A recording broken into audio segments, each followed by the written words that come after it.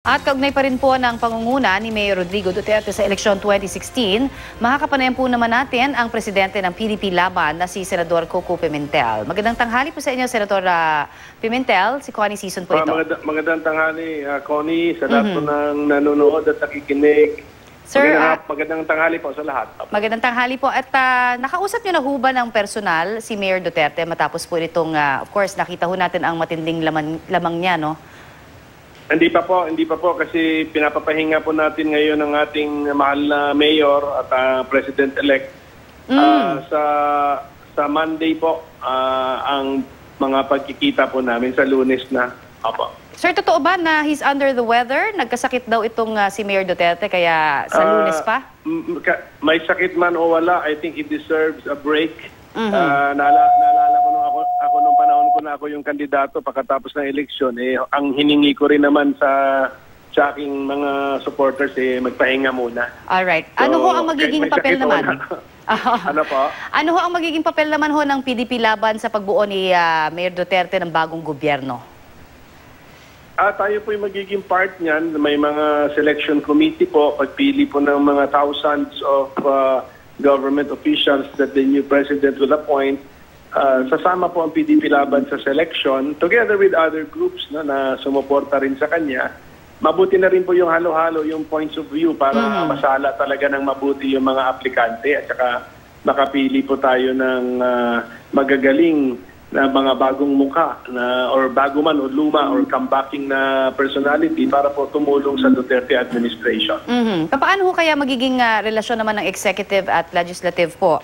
Dito po naman sa oras na syempre maluklok po na sa president itong si Mayor Duterte. Ay gagawin po natin as close as possible. Depende na po yun sa mga kasama ko sa Senado, how close they want to be to the President.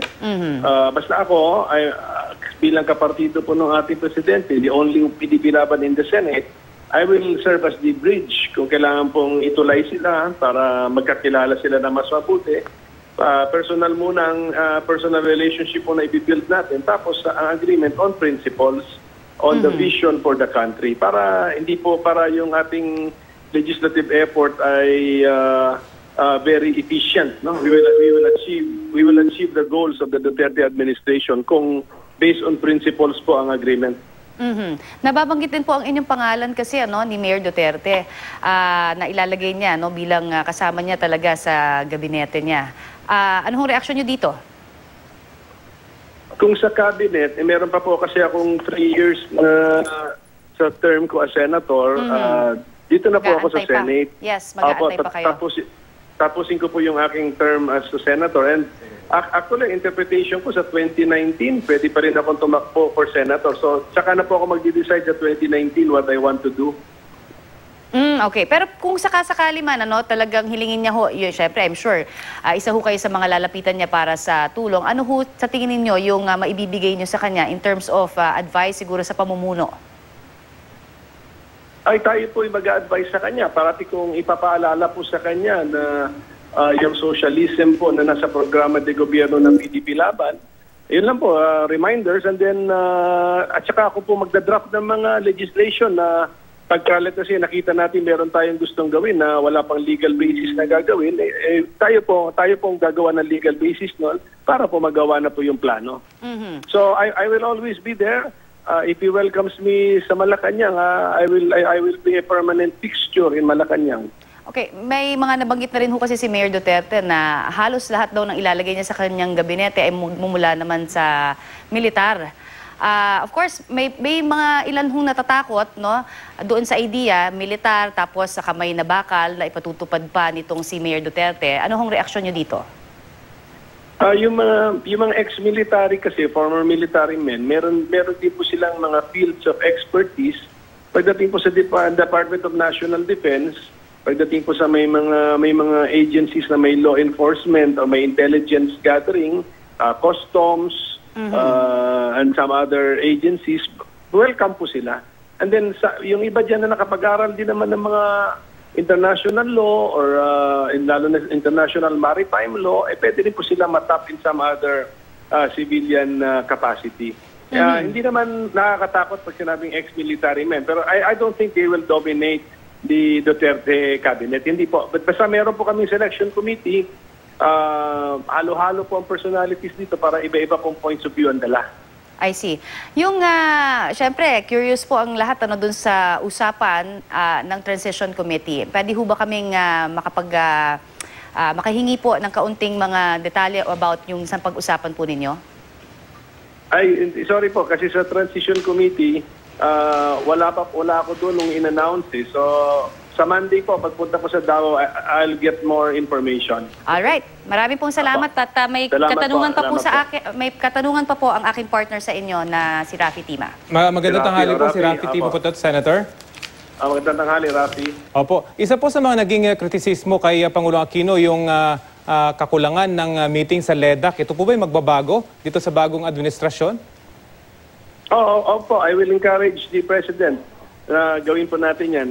Ang una ko ang iniisip ngayon kung sino yung magiging Presidential Legislative Liaison Officer. Tapos yung taong yun, i-recommenda ko po para tapos dapat maging aktibo yun. And then one of the functions niya is to suggest and to schedule the LEDAC. Yung meeting between the executive and the legislative branches. Importante po yun. But at any rate, kahit meron yun o wala, ang importante na kami mga legislators welcome bumisita sa Malacanang para po mag-exchange of ideas. Yan po importante, yung parati kaming ipapatawag o parati kaming pupunta ron at welcome naman kami for exchange of ideas. When we go there, dapat ang pinag-usapan legislation, hindi yung kwento-kwento lang ng kababawan o hindi ganon. At ito po ay mapakampo man ni Duterte or hindi, yung mga dapat ipatawag ng Pangulo sa Malacanang para pag-usapan yung iba't ibang agenda ng both houses of Congress. Opo, gawin naming ugali yun kasi ang balak naman ni President Duterte, open nga ang Malacanang to the common man eh. So, pati din dapat open din dapat siya sa representatives of the people, yung kanilang mga hinalal na mambabatas. So, pursuant to that same idea na accessible siya sa tao, accessible din po siya sa lawmakers. Sa ngayon po, gaano nakatindi yung usapan naman sa pagpili ng liderato sa lower house at sa Senado sa mga oras na ito, Senator? Parang mas excited sila dun sa lower house kasi marami na yata pupunta sa Davao, binibisita yung Secretary General po ng PDP Laban, si Congressman Bebot Alvarez, no? So, sa Senado naman, parang relax pa. Hintayin muna natin ma-proclaim sila. Kasi mahirap. Siguro yung attitude ng iba, hindi pa nga sila na-proclaim. Ayaw na muna nilang makitang eager beaver sila. So at this point po, confident po ba kayo na makukuha ng PDP Laban ng liderato ng Kamara at makaka-form kayo ng coalition para makuha na yung numero enough para makuha yung liderato ng Kamara? Doon sa House ay sa tingin ko parang gumaganda na po ang ang sitwasyon doon. Sa Senate, gaya nga sinabi ko kanina, hindi pa naman kami nag-uumpisa. So at any rate, alam naman ng mga kasama ko sa Senado what is best for the institution. So collective decision na po ito at tignan na natin, let the collective wisdom of the senators prevail. Okay, sige po. Maraming salamat po sa inyong oras, Senator Coco Pimentel. Salamat din po sa inyong dalawa. Salamat po. Ang presidente po ng PDP Laban.